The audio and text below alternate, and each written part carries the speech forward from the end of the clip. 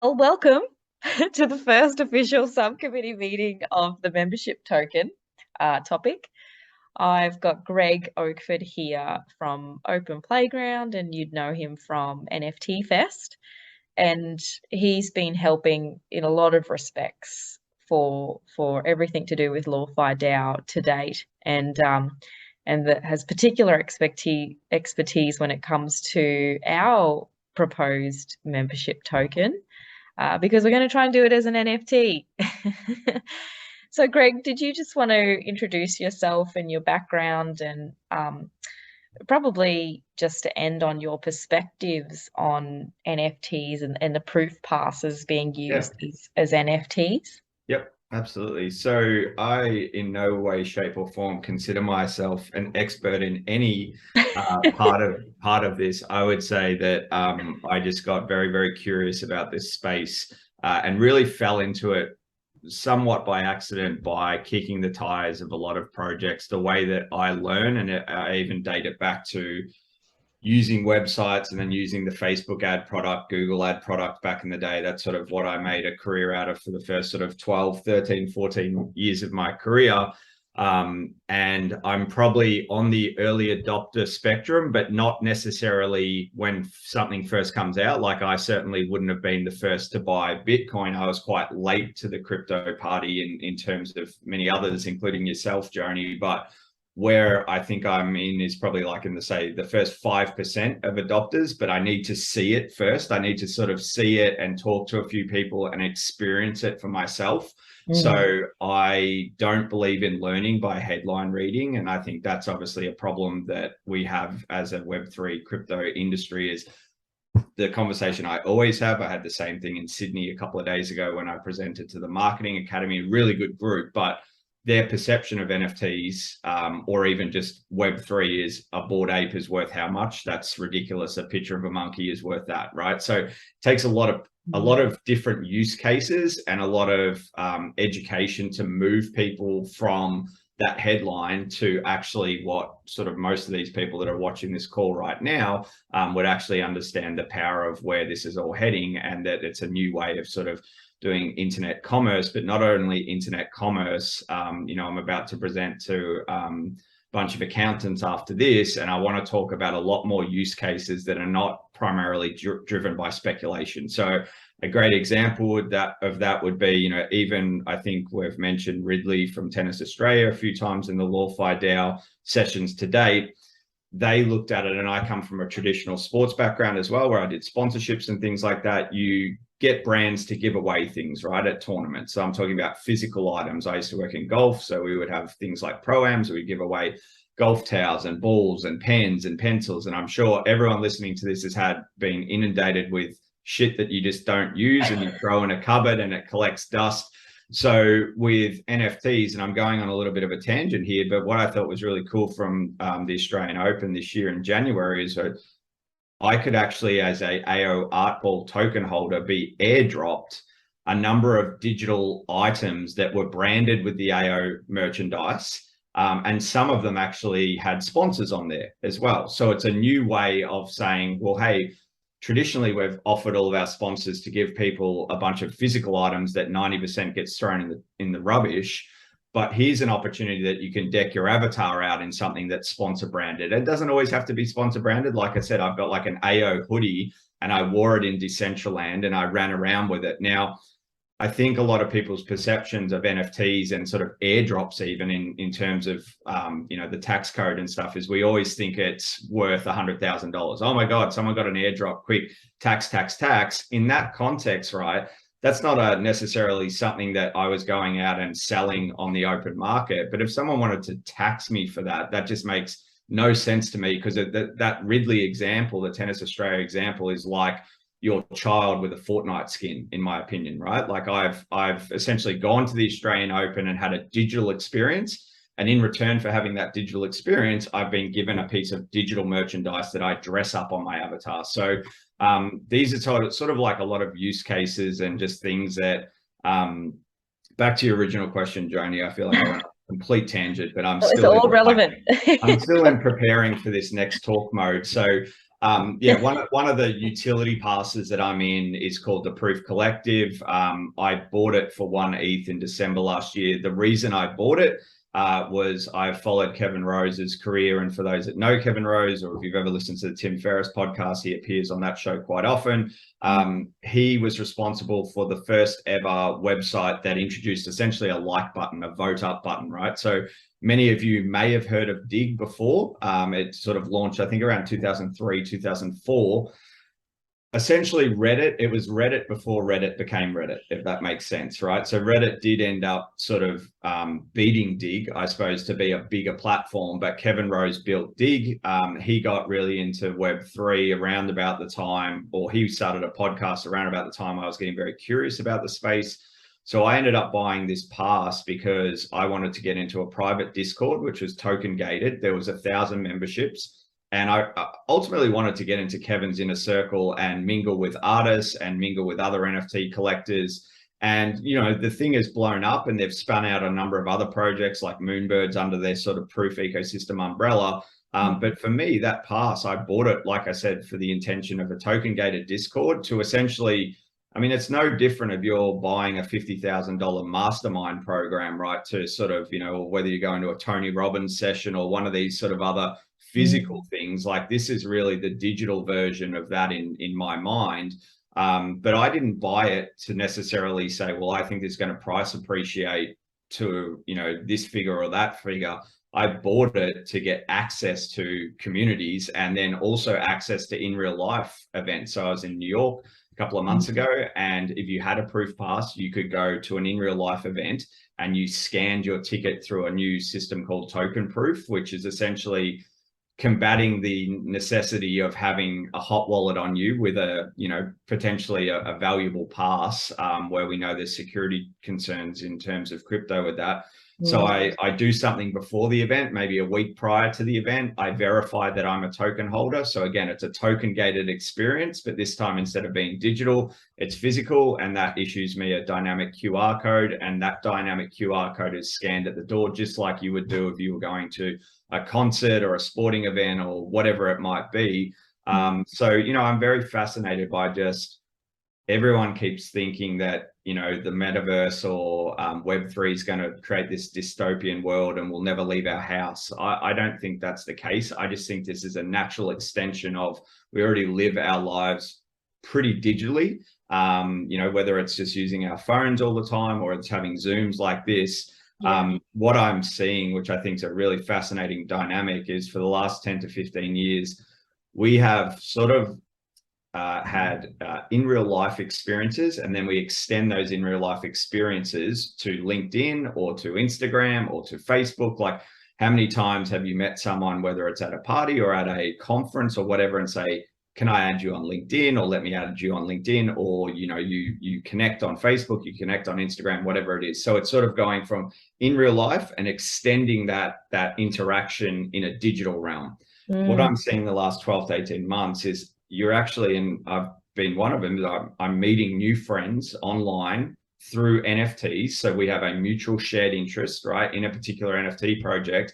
And it's not necessarily because the price is going up. And if we've seen what's happened in the last 3 or 4 months, I can definitely tell you it's not because the price is going up. But what we're seeing is mutual interests. We're finding, like, the internet has enabled the long tail of all these like weird and wacky interests that we all have. So you're finding sort of your tribe online. You all have a common interest. You're in a token gated Discord, you're in other token gated experiences, say in Decentraland or whatever it might be. But we're now seeing that inverse of the last 10, 15 years, where we're having digital experiences that start digitally native that then extend out to in real life interactions, right? So it's a bit of a fascinating dynamic. I'm not saying that that's going to be for every single person, that you'll only meet people digitally first now and then go to an IRL experience. But what I'm saying is it is a different dynamic of what we've seen in the last 10 to 15 years, which is generally meeting people first. And I know a few people are probably thinking, I add people on LinkedIn all the time that I've never met, and that's fine. But I'm saying, when you do normally meet people in real life that you want to extend that friendship to, or extend that sort of interaction, you generally add them on LinkedIn or Facebook or Instagram or whatever. So That's a very long intro, and I feel like I'm just waffling on. But No, it's super fascinating, and I think let's hone in on a couple of things that you mentioned there, like because with proof, just the token, it was a very basic NFT. Was it an ERC 721 with an image, like just the yeah, proof? yeah, same Ah, image for everyone. It just literally looked like, my dad's taken a bit of interest in this space, and he's trying to explain crypto and NFTs to his cricket friends and things like that. And off the cuff, which is generally probably where I'm better at explaining things rather than trying to pre-plan it. But I said to him the other day, whip out your wallet. And he was talking about, he was a member at the RSL in Box Hill or something like that here in Victoria. And I said, whip out your wallet. And I said, where's your card? And he showed me his Box Hill RSL card. And I said, so that's a membership, right? How much do you pay? Like, I don't know, $100, $50, whatever it is. And then I showed him my proof pass on my wallet, as on my Rainbow wallet, as a read only. So if you're thinking of mugging me, that won't work. I've already thought ahead. But I showed him my pass, and I said it's the same thing, but one is digital and your thing is physical. And all it does is you have paid a certain price, and that unlocks a bunch of benefits, right? You get free parking, you might get 20% off your meal, you might get a birthday cake on your birthday, whatever those benefits are. I said, this pass I have, this proof pass, that unlocks benefits for me too. Now, one of those benefits is I get a token gated access to a Discord that only 1,000 people are in there. And you've got some of the most famous digital artists in the world there. You've got some really heavy hitting entrepreneurs and people that I would like to rub shoulders with, rather than having, in a Web2 perspective, having to move to Silicon Valley to be in that hotbed of sort of things that are happening. You can do that from essentially your bedroom in these token gated experiences. Now, is it exactly like in real life? Of course not. But that's why I'm saying that we're now seeing communities form digitally first that then extend out to IRL. So yeah, the proof pass is an ERC 721. It could have been probably an 1155 as well, but they decided to go a 721. And it's the same artwork. It's just, all 1,000 collectors have the exact same card. There's no rarity to the card or anything like that. We obviously hear about CryptoPunks or Bored Apes or even the Moonbirds. They've obviously all got their individual attributes, a hoodie, hard eyes, whatever, 3D glasses.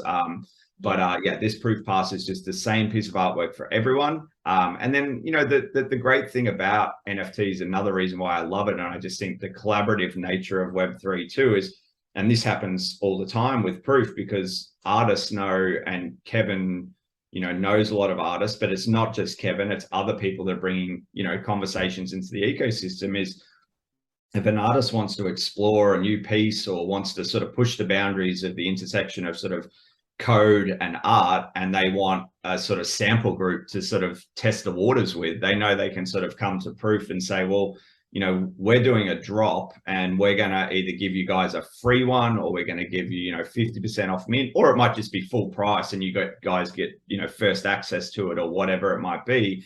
And only people that have that proof pass. It's not like my buddy that lives down the road can say, well, I'm in too, like I'm in proof. That's the reason we're here today talking about NFTs, right? The right click save thing that we hear all the time is, yes, someone can right click save my proof pass and say, hey, look, I've got it now too. But they can't get the same access that I have unless they have, my private key in my wallet. And that's where the proof pass, holds. So from LawFi DAO perspective, I mean, obviously it's early days, Joni, but when you think about projects or just things that could do collaborations with LawFi DAO as well, down the track, and I'm not even sure if this is on your mind, but there's nothing to be stopping other projects that would like to partner with LawFi DAO to say, you guys are providing a wonderful service for the Web3 community, and in return, we would like to extend this particular offer to you. Now, you don't have to take that offer as LawFi DAO. You don't have to take that offer as a member of the DAO, but it's there on the table if you would like to. I think that's probably where we'll find ourselves, whether we openly invite it or not. It's typically the role of a head of partnerships, that for a startup or a DAO that is resourced, they'll go out, they'll try and, especially for those NFT projects, try and get the alpha and bring it to their community. But I do suspect that that kind of thing will come, and already we're getting some inquiries about, oh, if you can get to this decision-making model for basically for things in the legal domain, can we sort of LawFi DAO for hire Yeah. and have your membership base help make decisions in our DAO? Yeah. So there's already those separate product and service lines happening, and there may be mutual benefits Yeah. or accesses that can flow to the members of each DAO. Yeah. But the other thing you mentioned was that you get the proof pass, and then it's a digital first creation of a community, and then you get to the in real life stuff. Yeah. How has it organically developed, or were there moderators or key people in that Discord that initiated the discussions, or specific channels that you related to that made you feel like you could give more of yourself and create relationships with the people in there? Yeah, it definitely started off. I think Kevin Rose, the founder, was still working at True Ventures, which is a VC firm, and sort of doing this almost on the side. And then really the last couple of months it's blew up, and he's just sort of said, well, I'm doing this full time now, and sort of put True Ventures sort of to the back burner. But I do remember being in there early January, and it's quite funny to look back at now, because it was just this small group of people that were sort of getting a little bit excited for this membership and what's to come, but not really having too much of an idea. And it was a little bit under the radar for the first couple of months, and then it just sort of blew up with the introduction of Moonbirds, etc. as well. So we did have some volunteer moderators. I wasn't one of them, but we had people in there that but it was just I've been in a lot of Discords, and it's probably one of the reasons, again, I wanted to get the proof pass. I wanted a little bit more of a mature Discord, in the sense of mature collectors, and just not sort of some of the memes and the shit posting Discords are fun and are in moderation, but it's sort of going into this jungle, and to actually feel like you're getting any value out of it is often, you might be in there for 30 minutes and sort of like, I've just wasted my time. Whereas this one was, fun, but still at probably a much higher level. So yeah, look, there was a lot of people that were putting up their hand to say. What was that because of, do you think the caliber of people, and that there was a limited number of people? I do. Or was it, were there any rules set that, if you're doing a comment in Discord, like, no more than one or two, to be respectful? Yeah. Is there any of that kind of ground laying? Yeah, there was definitely some ground laying, but you probably won't like to hear this as a lawyer, but I generally don't read all the terms of service and conditions. I'm normally just to tick the box and let's get on to the next thing. I don't have 4 hours to read all of those terms of service. But that's the reality for most people. They don't read them unless they're very hard hitting, or it's a pop-up. Yeah. And you have to click accept before it goes down. So I think it's more common than people realize. So there wasn't necessarily hard rules around, you can only post, say, once an hour or twice an hour, anything like that. I think that stifles the conversation. I think the limited amount, and 1,000 still sounds like a lot of people, but honestly, some of these Discords have, 100,000, 200,000, 250,000. And they do set slow-mo on Discord, where you might only be able to post once every 2 minutes or 30 seconds or whatever, just to try to stop that sort of spamming from some particular people. But there's never been anything like that in Proof that I can remember. It's just been more around an organic formation. And there has been times where, a few people have actually, it's even funny where, you mentioned the word alpha before. A lot of people think Proof's just an alpha group, which is not. But we do get access to the podcast early, and we get access to a few other conversations. And Kevin will often get on like a Proof Discord town hall, and he'll just shoot the breeze with us. And sometimes calls it like happy hour Friday, so it'll be Friday sort of late afternoon in LA, and be sort of Saturday morning here. So I might be drinking a coffee, just tuning in, and you have some interaction. There's been a few times where a couple of members have, say, gone to Twitter and sort of said something that really should have just stayed between the collective, and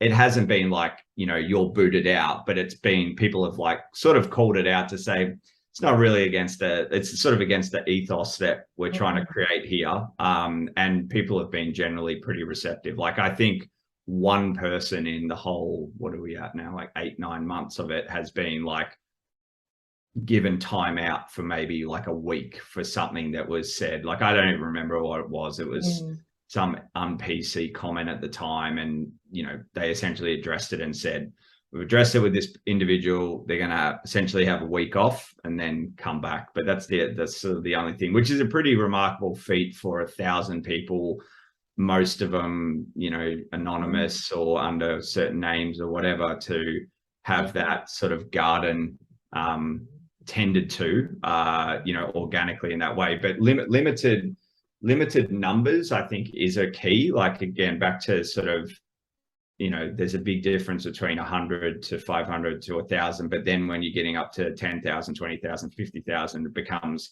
really difficult. Because I always think about, like, in any sort of realm, you're always going to have probably one or two bad eggs, or just people are trying to stir the pot. In, say, you know, out of every 100 people, you might have one or two of those people. So the bigger numbers you get, the more sort of potential bad actors you get. Well, this is the thing. So we've been speaking as if there's just one class of membership token, and you know, you can add your attributes. So your token becomes richer with attributes the more that you add into it. But in theory, we could have classes of membership token where, you know, you need the base level one to contribute, you know, token gate the Discord to manage the level of contributions and quality of conversations happening there. So that we're not getting this jungle that you feel it's just too hard to navigate. And then I call it base level, and I'm speaking in tiers, but that's characteristic of my institutional upbringing. I try to think in flatter structures, but you could have different approaches to it. And once the white paper comes out, I think that we'll be able to properly scrutinize, is this the right V1 membership token model, and what do we want to move to, or what do we want to experiment before we move to? And so just on that, were you mentioning to me earlier that Proof is actually experimenting with its own expiring token, so they might move from their 721 to a different standard? Yeah, they initially pitched it as sort of, this will be a 3-year, I think the wording was 3-year minimum membership in terms of the Proof Collective. It's still a little unknown, to be honest. There's been sort of 3 or 4 scenarios played out. One was like, okay, at the end of the 3 years, it's sort of like, that was great, and we'll turn that Proof Pass into, like, we'll commission a really, really well-known artist, and we'll turn that Proof Pass. So essentially you would burn the Proof Pass to redeem your sort of, in a way, it'd be like the old school gold watch that someone gets for, you know, being at a company for a while. But, you know, as this thing is blown up, I don't think Kevin realized how much it was going to blow up. You know, there's some other discussions around, you know, will the membership extend, say, for another 3 years, and that, you know, you'll have, as a current Proof Collective member, you'll have the right to sort of stay on with that membership, or do they expand it to, say, 2,000 and let everyone that had an initial Proof Pass either get a free second extension, like as a free next 3 years, or the opportunity to buy at a discounted rate, and then open up another additional 1,000 passes to the public. So there's sort of a few different. Well, and that's because they never set a membership price. Like the buy-in was a volatile price of a Proof Pass. It was a Dutch auction, the initial mint, which went down as you went on. So it started at 5 ETH, which was quite high. I think ETH was probably around 4,000 Australian at the time. This is in December, roughly 4,000. I actually got it at 1 ETH, which was at the bottom of the Dutch, and it wasn't because I was skilled or anything like that. If I was skilled, I would have bought a second one. I couldn't actually find the multiple mint button, but the Dutch auction started at 4 a.m. and I couldn't actually get the liquidity in my wallet. It was, my dad had COVID at the time, and I was sort of very distracted, and he had a turn for the better the night before the mint, and he was feeling better, and all of a sudden my brain felt like it had bandwidth to think about NFTs again. And so I got a lot of FOMO, and I went, I have to get this pass. I had planned on getting the pass, but then when dad got COVID, I immediately sort of moved to, well, I'll get it on secondary at some point, you know, giving myself a bit of hope. But then I thought, no, I'm going to try to get this thing. And in the end, I couldn't free up the liquidity. I couldn't get enough money out of my traditional bank to buy ETH to get it over to MetaMask, etc. That's happened to me too with the Moonbirds raffle. Yeah. So which you had to have 2.5 ETH minimum in your wallet. And so I sort of was a little bit frustrated, but I thought I'll buy one off secondary. But I really thought they would mint out maybe at 4 or 5 ETH. And anyway, I woke up at 6 a.m. on a Sunday morning, and I went to Twitter, which I don't try to do when I first wake up, but I did go to Twitter this morning, and I saw Kevin's tweet, and it said, oh, this is fun. You know, we're down to 2.25. And I thought, wow, they haven't sold out. So I ran to, you know, get my computer. And I think I did have about 2.5 ETH maybe liquidity. And it's funny how with the Dutch auction, like there was a ticker to say, you know, I think 200 passes or 250 had been sold at the time. Yeah. So I was like, wow, I could probably get this even cheaper, or maybe even pick up 2. And I had no idea that it was going to explode the way it did. But I was actually honestly thinking about, if I get 2, I can maybe gift one to a friend of mine or something like that. But I couldn't find. And do it together. Yeah, I couldn't find the multiple mint button on the site. He did say in advance you could mint a maximum of 2 per wallet. Yeah. So I ended up waiting till it got down to, like, I remember at 1.25, I went, this is so cheap for, like, last night I was going to pay nearly 20,000 with 5 ETH at, you know, that's very expensive. And this, you know, here I'm sitting at like 4.5, and I'm like, for you know, a massive 3-year membership. And but just and if we pause, like the dynamics that you're talking about, this is exactly what I would hope doesn't happen with LawFi DAO, because the one of the foundations has to be open access. Yeah. But we also don't want to have a flood or an unmanageable population of people that we're not resourced to support. Yeah. In, you know, creating the relationships within the Discord and then contributing wholesomely to what LawFi DAO promotes. And so the Dutch auction or even just English auction and other campaigns to launch an NFT, even if it is a membership pass, I think is probably not going to be appropriate for the LawFi DAO membership token. No. But then that's a trade-off, because we perhaps miss out on attracting more of a global audience, and including the high caliber people that we need to contribute from early on, because we haven't done something exciting or that is typical in DAO and NFT world. Like we don't get to generate that hype because we're not talking about the things that are interested to do with price if we fix the same price for every membership. Yeah. But so it's a missed opportunity as well. Yeah.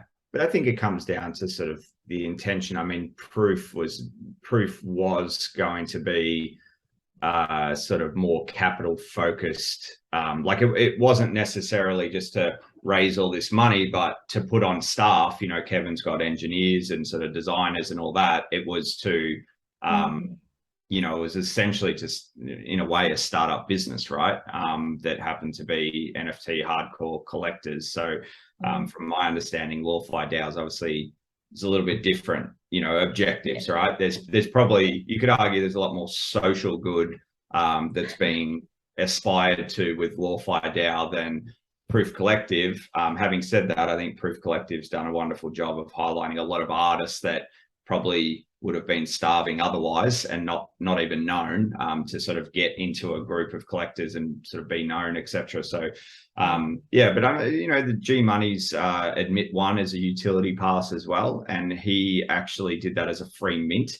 Now that ran up on the secondary market as high as I think about 15 ETH a few weeks ago. It's probably sitting around 7 or 8 at the moment, but he actually sort of people that had collected his POAPs over the journey, or he actually reserved, I think, about 300 or 400 of the collection for people that had been contributors to certain aspects that he'd come across in previous projects and in his Discord and things like that. So there's a lot of people that are experimenting with different ways. There's one at the moment that are essentially asking for an application, and they're sort of subjectively vetting these applications and asking for Twitter profiles and all kinds of stuff. So there's a lot of experimentation going on. Yeah, well, and probably also heavily manual when you want to vet your community or who you let in to that level, which is what we're doing too, to a certain extent. Well, I know that you have to run, but thank you so much for sharing your insights and knowledge, Greg, and hopefully we see you at the next membership token subcommittee meeting next week. Yeah, no, absolutely. Thanks, Greg. You.